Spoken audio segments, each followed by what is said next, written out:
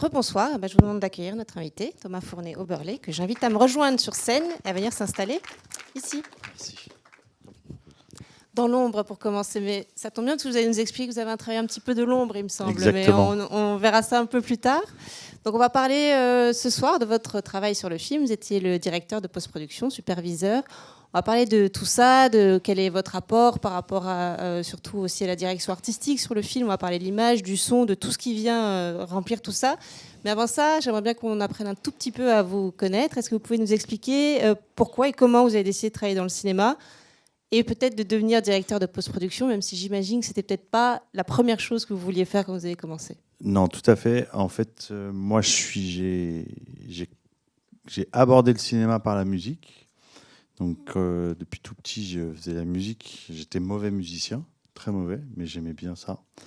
Et donc, j'ai voulu être ingénieur du son pendant pas mal de temps. Donc, j'ai fait des études scientifiques pour, au final, venir à faire une école de son à l'IAD. Et je me suis planté. Et quand je me suis planté, ça a été un peu dur parce que c'est quelque chose que j'avais fait, que j'avais pensé pendant des années et tout ça. Et j'ai eu la chance, au moment de me planter, d'avoir un professeur qui m'a dit « Mais en fait, tu t'es trompé de voix, tu ne dois pas faire du son, toi, tu dois faire de l'image. Donc, recommence tout ton process pour devenir monteur image. » Et je pense que ça va très bien se passer. Et il a eu raison, j'ai réappréhendé tout le processus par l'image. J'ai repassé les concours, j'ai fait des stages, j'ai fait des choses. Et je suis devenu monteur image. Et ça s'est super bien passé. Voilà. Et ensuite, j'ai travaillé pendant une grosse dizaine d'années en tant que monteur de documentaires. Donc j'ai fait ça et je faisais aussi beaucoup de documentaires de musique classique. Donc c'était vraiment de la niche, de niche, de niche. Et je faisais aussi beaucoup d'assistanat sur du long métrage parce que j'aimais beaucoup cette partie très technique, très organisationnelle qu'on pouvait avoir dans l'assistanat. Et puis au fur et à mesure, je me suis éloigné du montage parce que j'arrivais plus à retrouver un petit peu le plaisir de pouvoir monter, mais pourtant l'assistanat montage était toujours quelque chose qui m'intéressait, mais il me manquait encore un petit truc en plus, et ce petit truc en plus est arrivé avec la gestion de la post-production. Donc j'ai rencontré Nicolas Bassetto et Abraham Goldblatt, qui sont des post-producteurs qui travaillaient depuis longtemps. Enfin, Nicolas ne travaille plus, mais Abraham continue à travailler, et ils m'ont engagé d'abord comme assistant, et puis j'ai appris à gérer notamment de la technique, mais à gérer aussi des plannings, des budgets, comprendre comment est-ce qu'on fait pour organiser les choses pour que ça se passe bien.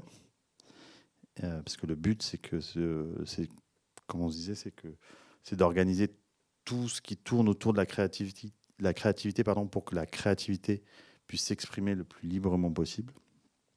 Et puis, au fur et à mesure, je suis monté un peu en grade pour pouvoir devenir directeur de post-prod. On va parler un petit peu de ce que ça représente d'être directeur de post-prod, mais juste pour revenir un tout petit peu sur comment on le devient, il n'y a donc pas de formation pour le devenir, c'est un apprentissage sur le tas. Alors, je pense que maintenant, il y en a, parce que de plus en plus, il y a des masters dans certaines écoles qui forment à la direction de post-production. Et aussi, il y a des formations qui se donnent, ça c'est un truc assez nouveau, qui sont, qui sont entre guillemets sponsorisées par des plateformes pour former des directeurs de post-prod justement à la gestion, notamment depuis l'arrivée des plateformes, parce qu'il y a tout un process très nouveau qui est arrivé avec les plateformes. Et donc, cette formation arrive. Mais, selon moi, mais tout le monde ne sera pas d'accord, ça ne suffit pas. Il faut avoir un bagage. Et alors, en fait, les bagages, ils peuvent être vraiment très, très différents. Moi, mes collaborateurs, mes collaboratrices, on a des origines qui sont très différentes. On va avoir une personne qui qui va être très technique, qui va comprendre les process, qui va comprendre un petit peu comment est-ce qu'on parle de fabrication. On en a une autre qui va parler, qui va avoir un bagage beaucoup plus financier, et donc qui va pouvoir être capable de gérer des budgets de coproduction, parce que on en parlait, c'est une des choses qu'on sait très bien faire en Belgique, c'est la coproduction. Et donc, voilà, je pense qu'on a des bagages qui sont différents, qui nous permettent d'apporter un plus.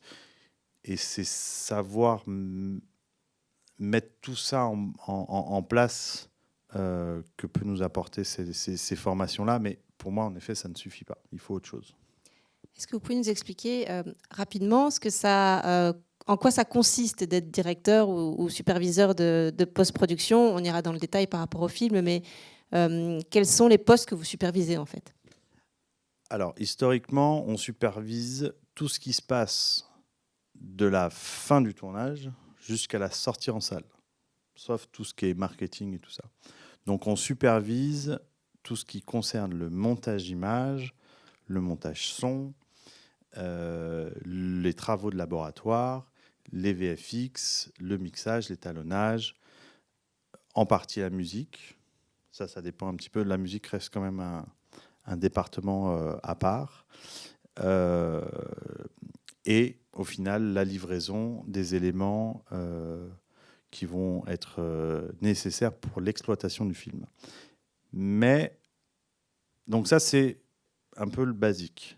Mais en fait, ce qui se passe de plus en plus, c'est que ce qu'on va devoir livrer à la fin a une énorme une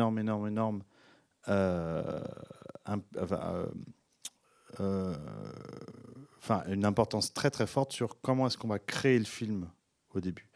Donc, c'est-à-dire que selon les différentes listes de livraison qu'on va avoir, on va pouvoir choisir un type de caméra, voire un type d'optique qui vont varier en fonction de ce qu'on doit sortir à la fin.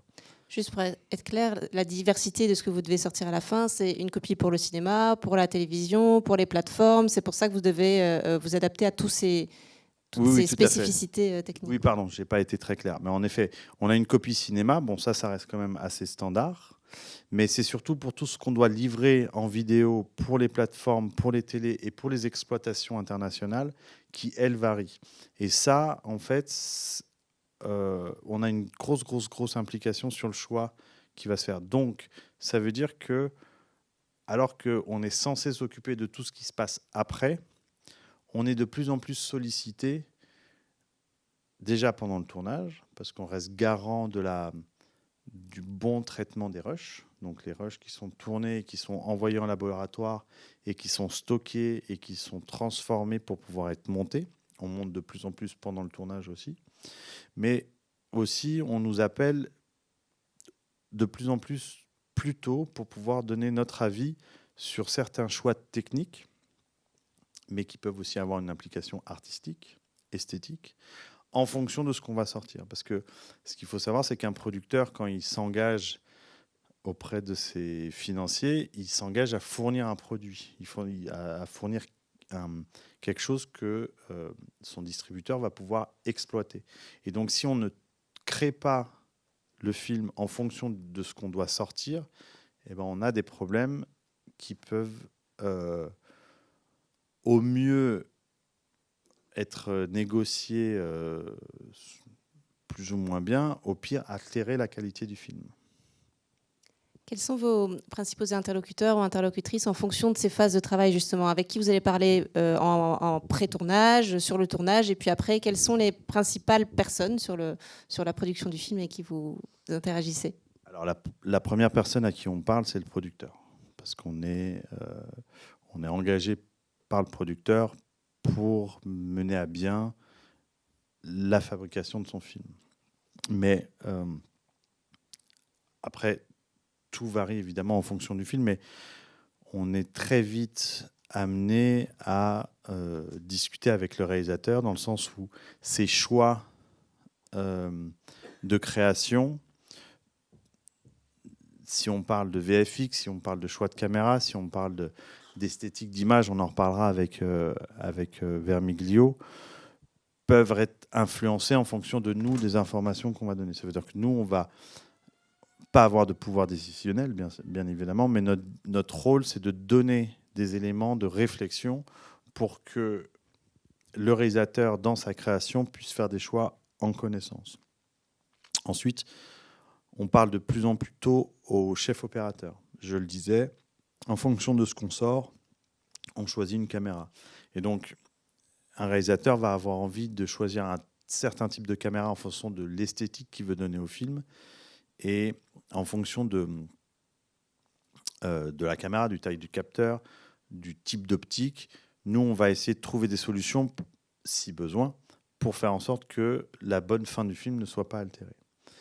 Ensuite, pendant le tournage, on parle avec toute l'équipe régie, parce que bêtement, c'est eux qui organisent le transport des rushs du set jusqu'au labo. Donc, on doit être très, très bien coordonnés. Donc, on fait beaucoup de groupes WhatsApp, par exemple, pour pouvoir discuter de tout ça. On est en étroite collaboration avec toute l'équipe d'administration de production, parce que pendant le tournage, si on a des gens en post-production qui dépendent de nous, ils doivent être payés de manière hebdomadaire, comme sur un tournage. Donc, ça veut dire qu'on doit... et ça doit être... c'est eux qui gèrent les salaires pendant cette partie-là. Donc, parce qu'en fait, la post-production a parfois commencé pendant le tournage déjà. Enfin, donc vous êtes déjà actif, en fait. De plus en plus, ouais. De plus en plus. Donc voilà, on parle avec les administrateurs. On est de plus en plus sollicité par les éco-responsables. Donc ça, c'est encore quelque chose de très, très neuf. Donc dans les tournages, maintenant, il y a des actions très concrètes qui sont faites pour rendre les tournages de plus en plus verts, de plus en plus éco-responsables. Et nous, on doit répondre à des critères, à des questions, des fois un petit peu complètement à côté de la plaque, mais pour pouvoir permettre à la production d'être labellisée. Donc voilà. Donc ça, c'est un peu toute cette partie-là. Ensuite, évidemment, on va parler à toute l'équipe de post-production. Donc l'équipe de post-production, ça commence par le monteur, le chef monteur ou la chef monteuse, l'assistant monteur, l'assistante monteuse, qui est pour moi la pièce maîtresse de la post-production. Ça reste quand même la plaque tournante entre l'assemblage, la création du film qui va passer par le montage et le fait de pouvoir diffuser absolument toutes les informations, tous les éléments nécessaires au reste de la post-production. Donc pour moi, c'est une pièce vraiment maîtresse. On va parler évidemment avec toute l'équipe son, les monteurs son, monteurs dialogue, bruiteurs, responsables des post-synchro, mixeurs, j'en oublie certainement, tous les recorders, tous les perchman qui vont travailler avec nous. On va parler énormément avec le laboratoire qui, lui, va traiter les rushs et va permettre de faire de l'étalonnage, va faire en sorte que les éléments puissent être manipulés pour pouvoir arriver à l'image qu'on veut et ensuite pour pouvoir la livrer. Et on va parler avec les musiciens, on l'a dit tout à l'heure, et aussi énormément avec les VFX. En fait, on parle un petit peu avec tout le monde. On parle avec tout le monde. Et quels sont vos outils de travail à vous dans cette phase très active de post-tournage où tout le monde est là, pas tout à fait en même temps, mais enfin, il y a quand même beaucoup de gens. Alors, des outils, on en a plusieurs. Bon, il faut savoir maîtriser un peu un tableau Excel, ça c'est clair, parce que on a... Comme on disait quand on discutait tout à l'heure, en fait, ce qui est important, c'est au-delà des chiffres qui correspondent à un budget, de plus en plus, on a besoin de pouvoir connaître un peu les données d'un tournage. C'est-à-dire qu'un tournage, maintenant, vous le savez, c'est quelque chose de numérique, on traite de la donnée. Donc, cette donnée-là a un impact financier déjà, parce que plus on crée de la donnée, plus il faut la traiter, il faut la stocker, donc plus ça coûte cher, c'est une première chose. Mais elle a aussi un impact organisationnel. C'est-à-dire que si on sait qu'on a tourné en moyenne 1 heure de rush, on ne va pas avoir la même temps de montage que si on en a tourné 3 ou 4. Pardon, excusez-moi. Donc, on travaille très très fort avec ces éléments qui nous permettent d'avoir des données, que ce soit des données financières, des données de data et des données, je vais dire, d'organisation du travail des gens. Voilà. Ensuite, on a plein d'outils qui nous permettent de travailler. Donc, il faut connaître, selon moi, évidemment, les outils de montage, parce que quand on connaît nos outils, on sait capable. On les utilise pas forcément, mais il faut comprendre un petit peu ce qu'on fait avec. On utilise 1000 outils pour pouvoir diffuser, donc des plateformes. On utilise beaucoup le téléphone.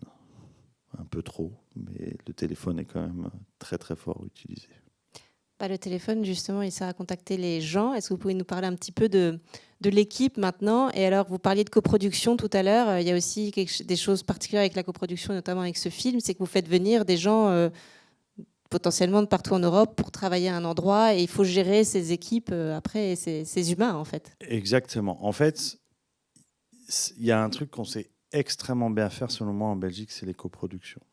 Et Vermiglio est un exemple vraiment probant. Ce qu'il faut savoir sur Vermiglio, c'est que je vais aller un peu plus dans cet exercice-là parce que ça va être un exemple très concret. On a une réalisatrice qui est d'origine italienne et qui vit en Argentine. On a un chef opérateur qui est russe, une étalonneuse qui est russe. On a un monteur son et un monteur de dialogue qui sont français pour un film tourné en Italie dans un dialecte italien.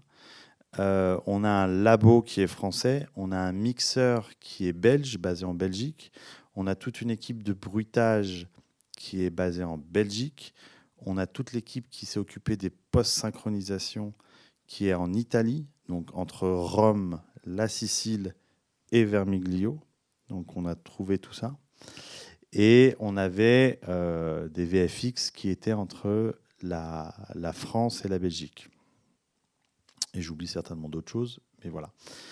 En fait, ce qu'il faut savoir, c'est que on pourrait penser qu'une coproduction, à la base, elle est financière. Et c'est le cas. Ça veut dire qu'on va avoir différentes sociétés de production de différents pays qui vont se rassembler et qui vont vouloir faire un film ensemble et qui vont vouloir aller trouver les financements qui vont aller ensemble.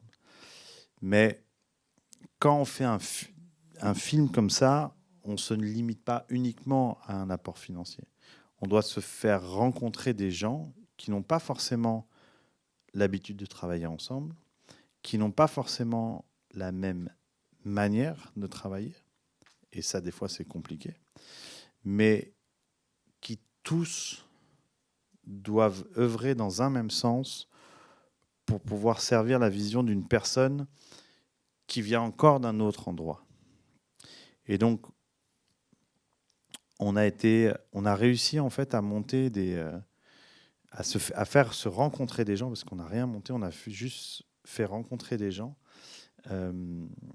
qui ont travaillé dans une langue qui n'était pas la leur, qui ont travaillé dans des cultures, des visions et des cultures très différentes, mais avec une vision unique et une volonté unique de faire quelque chose comme ce film qu'on trouve au final assez magnifique. Et ce qui est assez beau dans l'histoire de Vermiglio, c'est que c'est un film qui a du succès. C'est un film qui a rencontré un succès. Vous le disiez, c'est un film qui a été... qui a eu l'Ours d'Argent à Venise. C'est un film qui a été nominé pour les Golden Globes, qui a été en course quasiment jusqu'au bout pour les Oscars. Et je me suis un peu perdu là. Mais ce qui est assez beau dans ce qu'on a réussi à faire nous en Belgique, et je pense qu'on sait le faire parce qu'on est obligé de pouvoir le faire, vu qu'on reste un petit pays, c'est de pouvoir mettre tous ces gens-là dans un cul de poule et d'en faire une recette absolument magique pour faire un film sublime. Alors moi j'ai déjà posé quelques questions, mais est-ce qu'il y a des gens dans la salle qui voudraient intervenir, qui ont une question ou un commentaire à faire? Première question, elle est toujours super compliquée. Mais si vous n'en avez pas, moi j'en ai encore plein. Hein, mais je vais juste enchaîner parce que donc vous avez réuni... Ah oui, le micro arrive.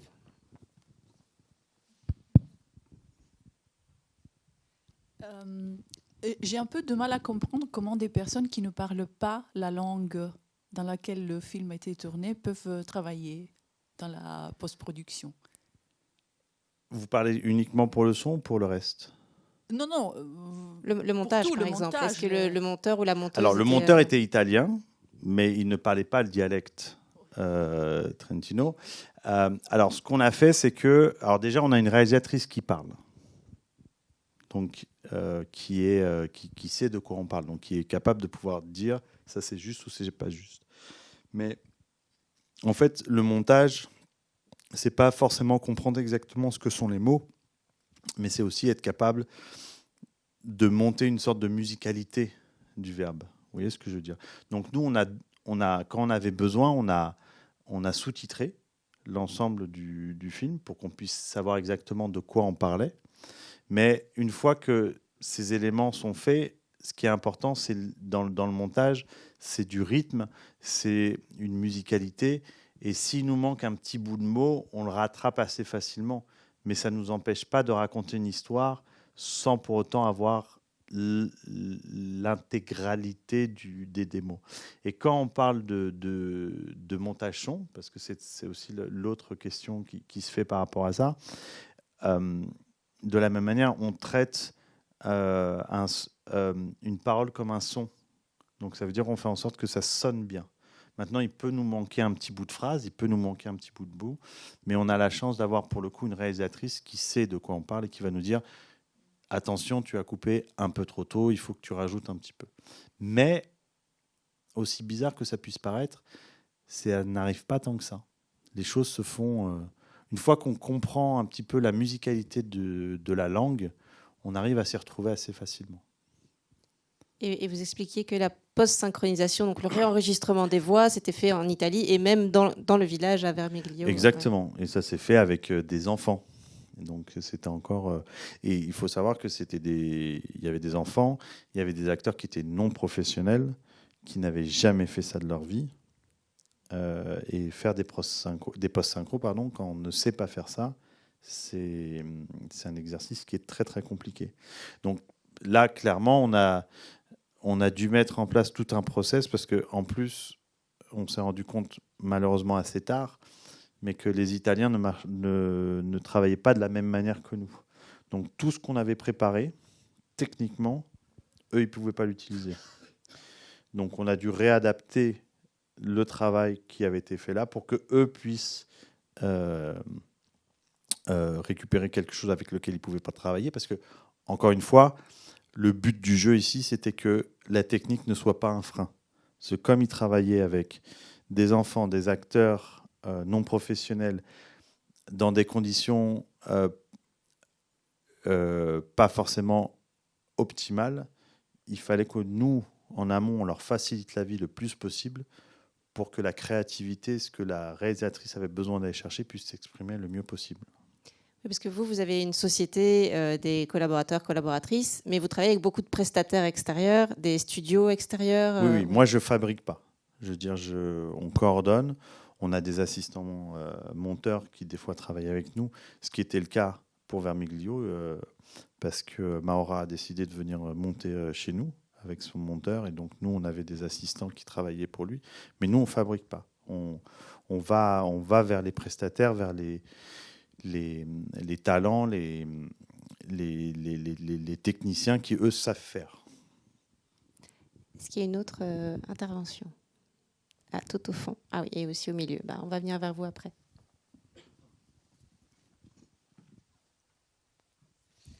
Merci. Quand vous parlez de plateforme, c'est pour pouvoir travailler à distance, en simultané? J'ai pas compris la question, excusez-moi. Vous parliez de plateforme tout à l'heure, qui a des nouvelles techniques qui sont arrivées, et qui maintenant il faut prendre connaissance aussi de ces nouvelles plateformes avec lesquelles on travaille. Est-ce que vous parlez de plateforme pour faire de la post-production à distance en simultané, donc différents pays qui sont sur différents trucs en même temps? Vous parlez par rapport à la formation, c'est ça? Oui. Ce qu'on disait tout à l'heure? Non, je pense que c'était par rapport à la livraison. Donc en fait, c'est les plateformes de Ah oui, diffusion pardon. vraiment, mais ça n'empêche pas qu'il y a peut-être quand même des plateformes de travail à distance.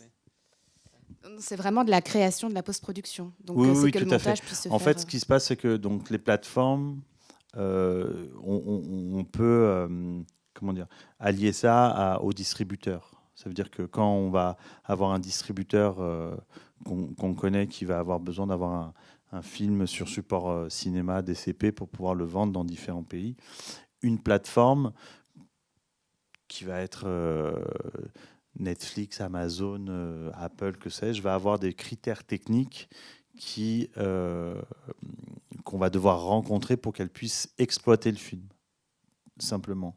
Je ne sais pas si je réponds à votre question. Pas vraiment. Non, mais j'ai compris, en fait. C'est que j'ai cru comprendre un truc qui n'était pas. Voilà. En fait, Madame pensait que quand tu parlais de plateforme, Ouais. c'était un outil, une plateforme pour pouvoir travailler entre Outil nous. collaboratif, quoi. Alors que Non. plateforme Ça ici, existe ouais. aussi, mais je n'ai pas parlé de ça. Mais ça existe de plus en plus. Et justement, quand vous faites des coproductions comme ça et que vous travaillez dans des territoires différents, est-ce qu'il y a des nouveaux outils qui vous permettent de rendre commun tout ça ou... À fond. Bah, en fait, c'est les outils de collaboration et de travail à distance se développent de plus en plus. On fait une série pour le moment avec la Suède où ils ont utilisé un site. Donc, ils montent sur Avid, qui est un système de montage très connu et très très utilisé. Et ils ont un système qui s'appelle Déjà Vu, c'est le nom, où en fait chacun à distance peut avoir accès à la timeline de montage sans la modifier. Et c'est ultra pratique parce que quand on a besoin d'aller rechercher des éléments pour faire des VFX, pour sortir des éléments pour l'étalonnage, pour le son, que sais-je, en fait, on peut avoir en visu directement ce qui se passe. Et ça, c'est très, très, très utile. Donc, c'est un exemple comme parmi tant d'autres. Mais oui, on a de plus en plus d'outils collaboratifs, quoi. Il y avait une question ici. Le micro arrive, 2 secondes.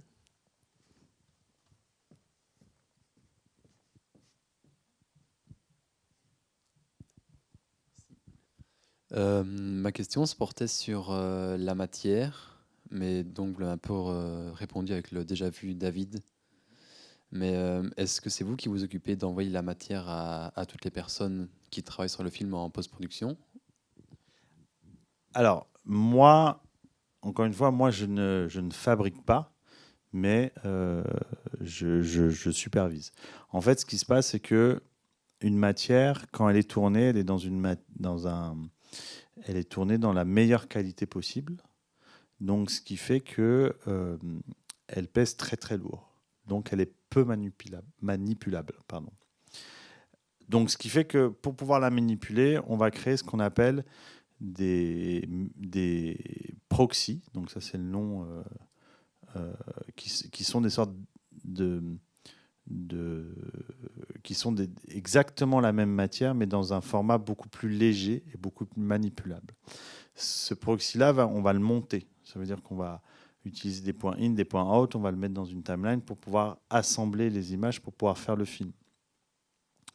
Et une fois que ça c'est fait, on va avoir une timeline image qui va se passer sur plusieurs pistes. On aura la piste de base, et puis on aura peut-être quelques effets simples, et puis après encore quelques effets supplémentaires, puis les titres par exemple. Et pareil en son, on va avoir peut-être les dialogues dans les premières pistes, puis ensuite des effets sonores qu'on aura fait, puis des ambiances, puis des musiques, et ainsi de suite.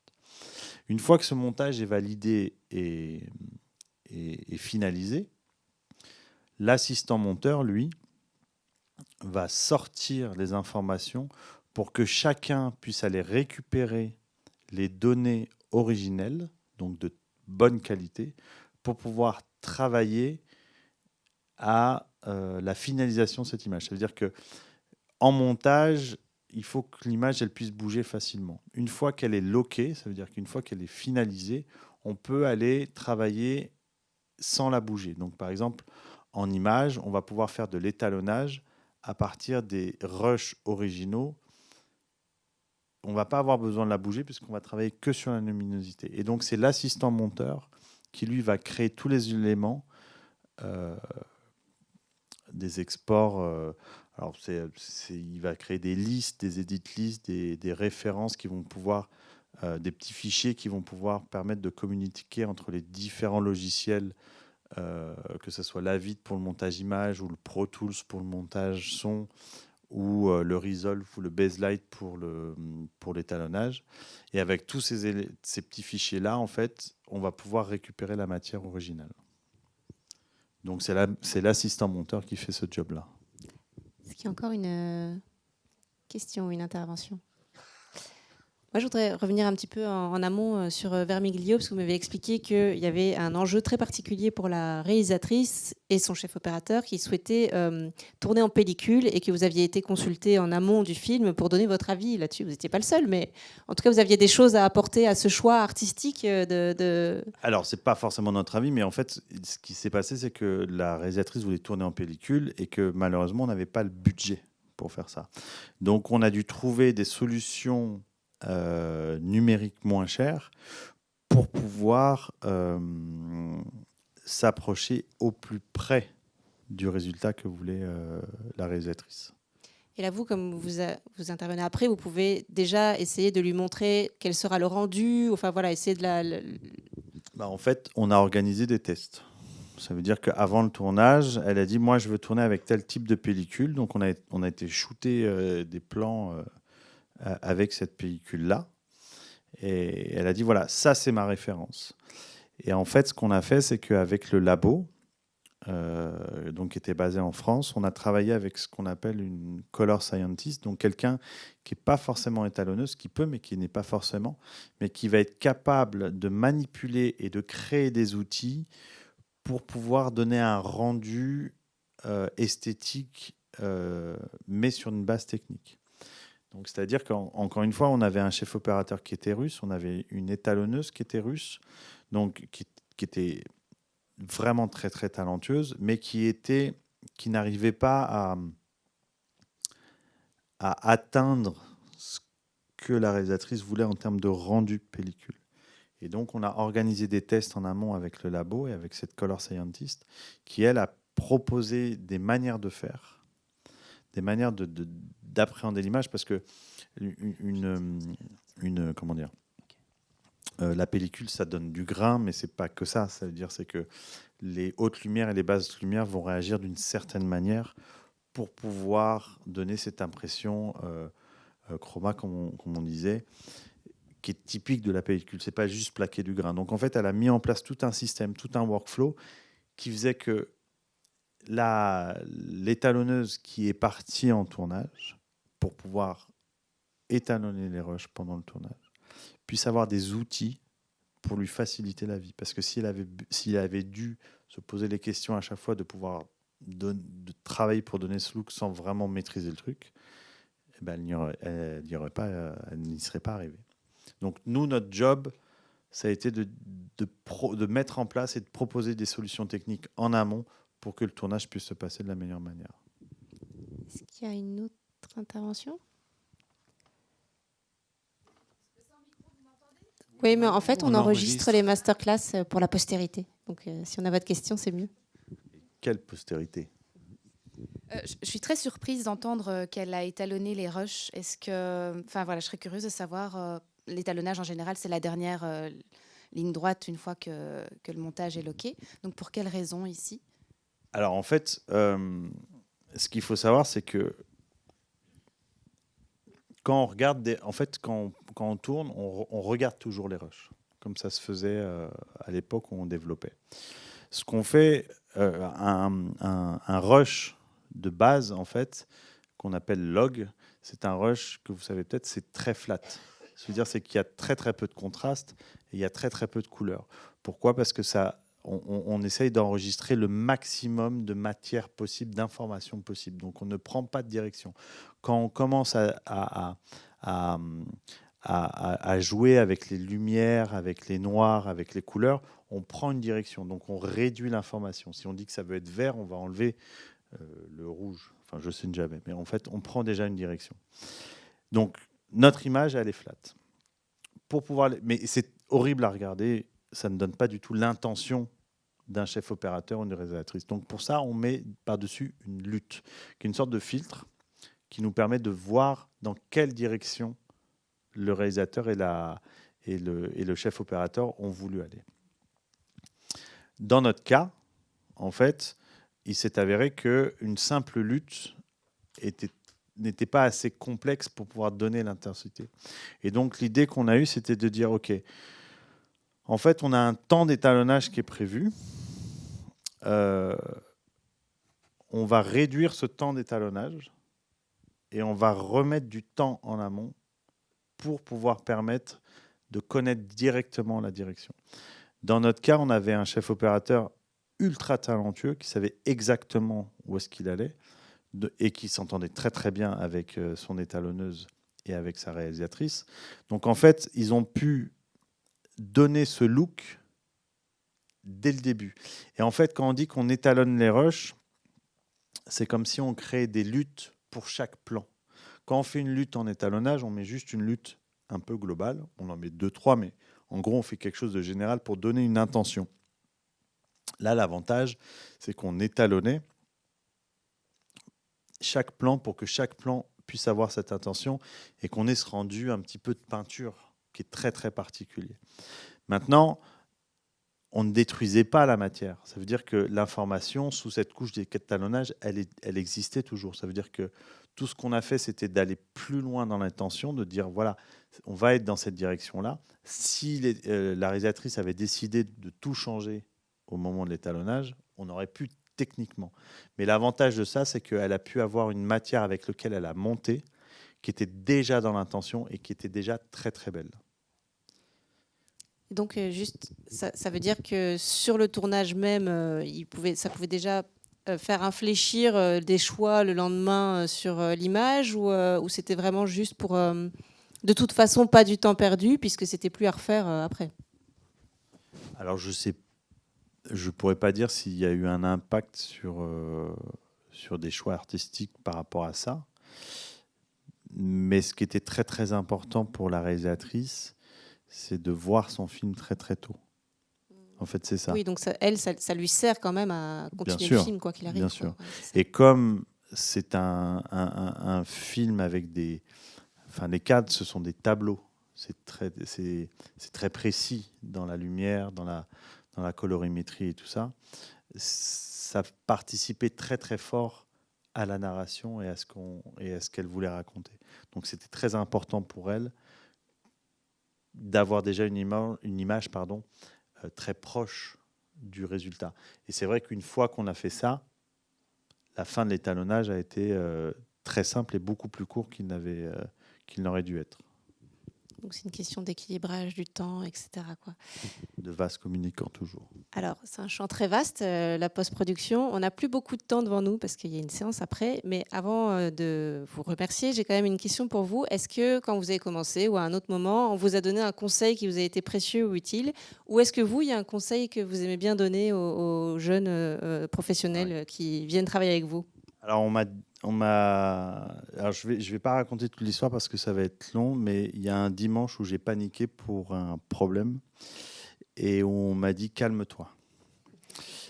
Et c'est le meilleur conseil qu'on m'ait donné parce que